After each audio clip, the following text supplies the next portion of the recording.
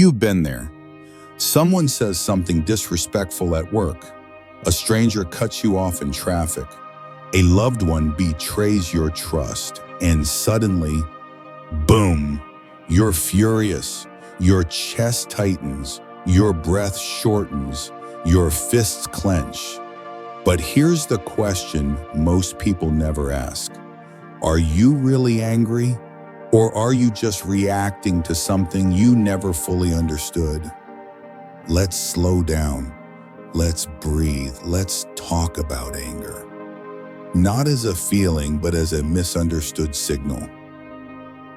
Because according to both ancient Stoics and modern psychology, anger isn't always about others. It's usually about you. What is anger? Really? Seneca, the Stoic philosopher, once called anger a brief madness. He wasn't being poetic, he was being honest. Anger is the most deceptive of all emotions. It makes you believe that power lies in reaction, that yelling back means winning, that violence means strength, that revenge equals justice. But anger, if unchecked, doesn't make you powerful. It makes you predictable. It hijacks your system.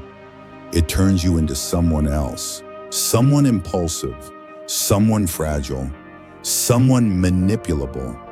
That's what Epictetus meant when he said, "It's not things that upset us, it's our judgments about things." You're not angry because of the traffic.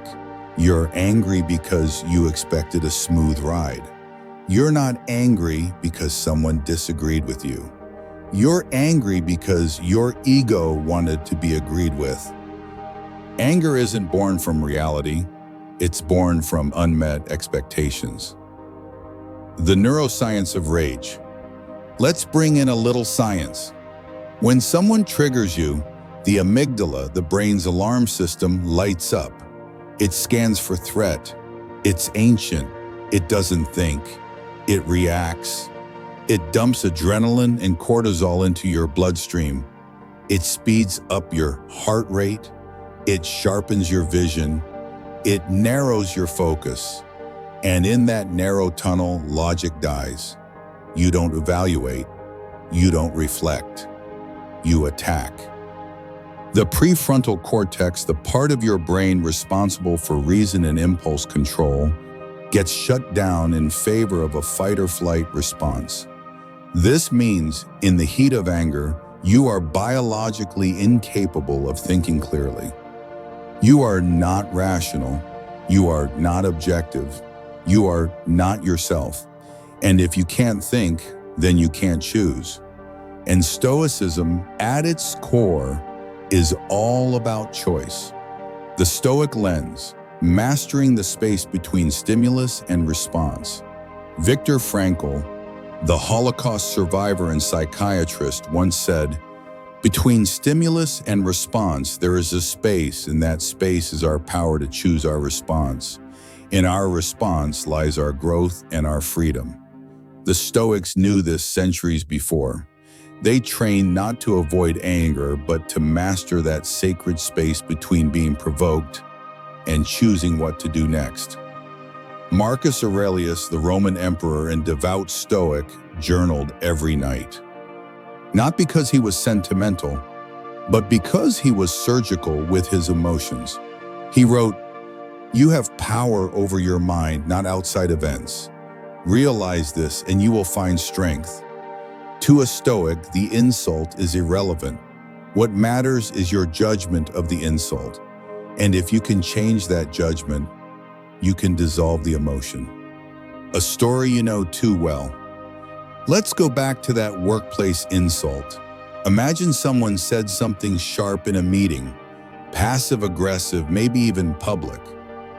Your instinct, fire back, prove yourself, defend your pride. But here's the move. Say nothing. Pause. Let the silence stretch. Let them feel it. And in that silence, you reclaim your power. Not through noise, but through calm. Not by reacting, but by showing that your self-worth doesn't hang on their approval. This is what we call emotional sovereignty. It's not about being cold, it's about being composed. So why do we still get angry? Let's be honest. Even if you understand Stoicism, you're still human, you still feel, and that's okay. The point of Stoicism is not to eliminate emotion. It's to transcend it, to stand above it, to become the observer, not the slave. When you get angry, it's a signal, a flare, a moment of revelation that says, something inside me believes it has been wronged. But ask yourself, what belief? That you must be respected at all times, that others should act the way you want, that you're entitled to never be inconvenienced. Those beliefs are not laws, they're illusions, and Stoicism invites you to question them, to replace them, to build new ones rooted in reality, not fantasy. What you can do right now. Let's ground all this with action. You're watching this not just to think differently, but to live differently. So here are 3 tiny shifts you can make today. Label the feeling. When you feel the rage rising, say, "This is anger." Naming the emotion creates distance between you and it. Breathe. 5 deep breaths in, hold, out. Simple, science-backed, stoic. Don't respond for 90 seconds. Research shows that the body processes the anger surge in about 1.5 minutes. If you can outlast the surge, you can outlast the regret. Anger makes you loud. Stoicism makes you clear. And in a world of noise, clarity is the ultimate power. You're not mad, you're just momentarily blind.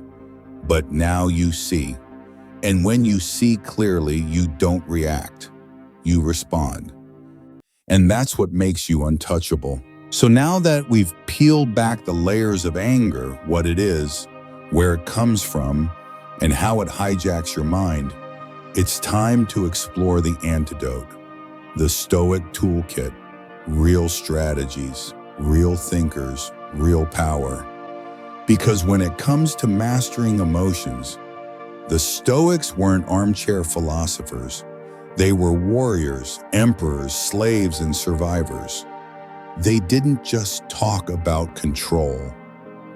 They lived it in battlefields, courtrooms, and personal crises. And today, their strategies are more relevant than ever. 1. The pause is power. Marcus Aurelius' rule of delay. Let's start with Marcus, a man who ruled an empire, fought wars, buried children, and still ended each day journaling about kindness and restraint. He believed in what we now call temporal distancing, the art of stepping back in time. When rage flared, he would ask himself, will this matter a year from now? Or, what would I think of this if I were dying tomorrow? Those aren't poetic flourishes. They're tools. They shrink the problem. They strip anger of its urgency. Try it. Next time you're triggered, don't ask, how dare they? Ask, is this worth my energy? What does responding say about me? Who benefits from my reaction? You'll often realize no one. And that realization alone cools the fire. 2. Reframe the offense. Epictetus in the Inner Citadel. Epictetus was born a slave. He walked with a limp for life after a Roman master shattered his leg. And yet, he never saw himself as a victim. Why? Because he believed that you are free the moment you realize nothing external can touch your soul. He said, if someone does wrong, it is their problem. Yours is to not be harmed by it. In modern terms, don't internalize their chaos. It's not your responsibility to absorb someone else's dysfunction. Their insult is their mirror, not yours. Reframing is the act of choosing new meaning. Instead of "they disrespected me," say "they showed me who they are." That's strength. That's clarity. That's Stoicism. 3. Practice negative visualization. Premeditatio malorum. One of the more hardcore Stoic tools is this: premeditatio malorum, the premeditation of evils. It sounds dark, but it's brilliant. Every morning, the Stoics visualize the worst-case scenarios: loss of wealth, loss of status, betrayal, death. Why? Not because they were pessimists, but because they were realists. If you've already seen the pain in your mind, then when it comes, you don't collapse. You nod, you accept, you move forward. So ask yourself, what if someone betrays me? What if I'm insulted publicly? What if I lose everything tomorrow? And then say, I've trained for this. You'll find your anxiety shrinks. Your reaction softens. You become stable. And when others watch you handle storms with calm, they'll think it's magic. It's not. It's just Stoic mental rehearsal. 4. Control the controllables. The core Stoic distinction. If there's a single line that defines Stoicism, it's this: some things are up to us, some things are not. Epictetus. It's the foundation of all Stoic creeds, and yet most people never apply it. They rage at opinions. They obsess over status. They spiral over what others think. But the Stoic asks, is this within my control? If yes, act with reason. If no, release it. Simple, but not easy, because letting go feels like giving up, but it's not. Letting go is strength. Letting go is leadership. Letting go is emotional independence. So next time you're insulted, slighted, or ignored,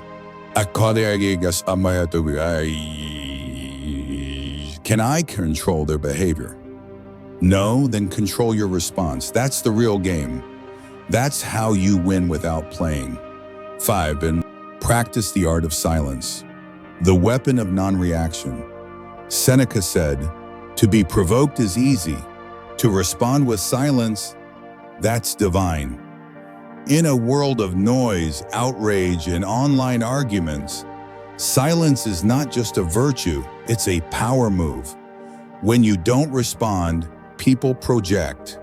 They imagine, they wonder, they spin their own insecurities. Silence forces reflection. It reframes you as the calm center in a chaotic system, but more importantly, it protects your energy. You don't owe everyone your explanation. You don't have to attend every argument you're invited to. You can choose stillness. You can protect your peace. You can say nothing and say everything. 6. Journaling. Stoic therapy in ink. Don't underestimate this. The Stoics wrote things down for a reason. Marcus Aurelius didn't publish meditations. It was his self-talk. He was reminding himself that emotions lie, that ego distorts, that perception is fluid. When you journal, you gain perspective. You slow down the narrative. You step outside your own head. So every evening, ask, what angered me today? Why did I let it?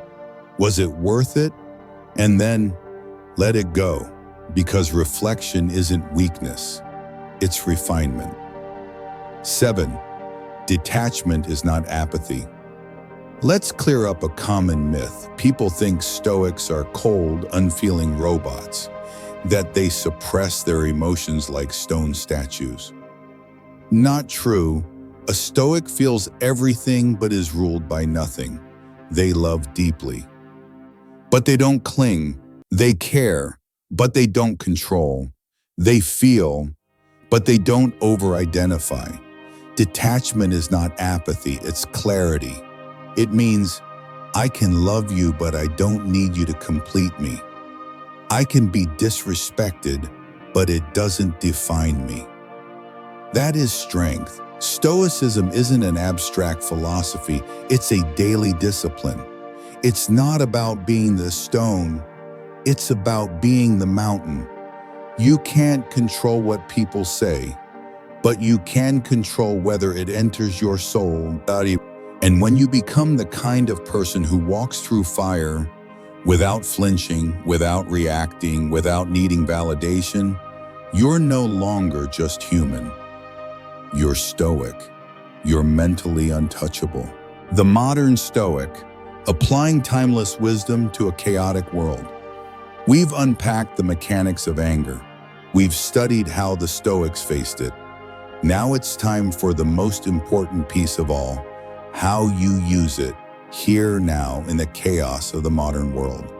Because let's be real, the ancient world didn't have TikTok, toxic workplaces, passive-aggressive texts, or 24/7 news cycles.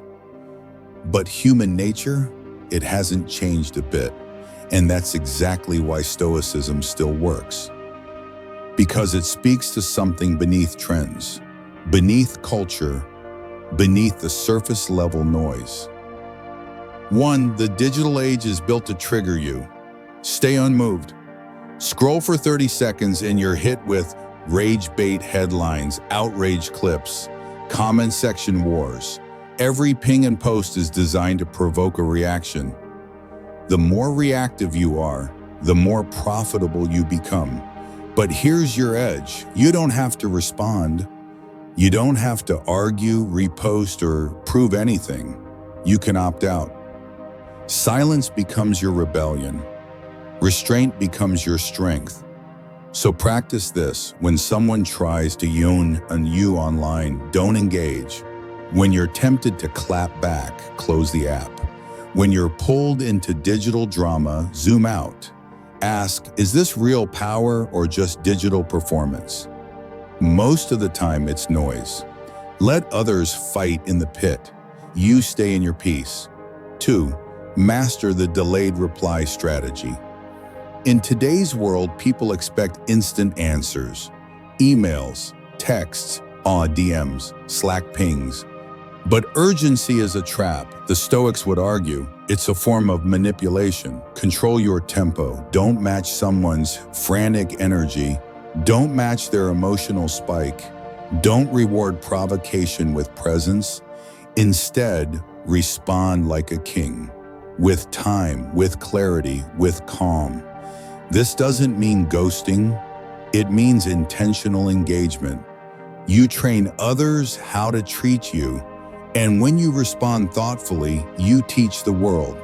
You're not reactive. You're deliberate. That's rare. That's power. 3. Use anger as data, not a driver. Modern Stoicism isn't about never feeling anger. It's about translating anger into insight. Think of your anger like a dashboard light. It's alerting you to something deeper. A boundary has been crossed. An insecurity has been poked. An expectation wasn't met. So instead of exploding outward, turn inward. Ask, why did this bother me so much? Am I protecting a wound? Is this ego or is this real? Sometimes anger shows you what still needs healing. Other times it reveals who's not aligned with your peace. Either way, it's information, not instruction. Don't act from anger. Act with awareness. 4. Redefine what strength looks like. Modern culture sells us a shallow image of power. Loud, aggressive, unapologetically dominant. But Stoic strength, it's quiet, it's still, it's surgical. True strength is walking away from chaos without needing the last word. It's choosing peace over the thrill of being right. It's protecting your nervous system from emotional parasites. In short, strength is stillness, and stillness is a superpower. So next time someone says, you let them get away with that, you can smile and say, no, I just refuse to let them live in my mind. 5. Set the standard for your inner circle. You are not obligated to entertain everyone. Not every friend is aligned. Not every family member is healthy. Not every conversation deserves your presence. Protecting your peace means curating your space. The Stoics were selective. They knew that energy is contagious. So if someone is always triggering your anger, distance isn't cruelty, it's wisdom. Set standards for how you want to feel, for how you want to be spoken to, for what kind of energy you'll allow into your life. That's not toxic, that's tactical. It's emotional hygiene. And the mentally untouchable guard it like gold. 6. Anchor yourself in a higher identity. This might be the most important lesson of all, because when you're rooted in purpose, in principle, in philosophy, you become untouchable. Someone mocks you, you're not here for approval. Someone doubts you, you're not here for validation. Someone lashes out at you, you don't lower your vibration to meet them. Why? Because you have already decided who you are, what you stand for, and what you will not entertain. This is what the Stoics meant by virtue, living by inner standards, not outer noise. So write your own code and live it daily. That's your shield. That's your sword. That's your Stoic armor. 7. Make your peace louder than their chaos. In the end, here's the real Stoic strategy for the modern world. Outpeace them.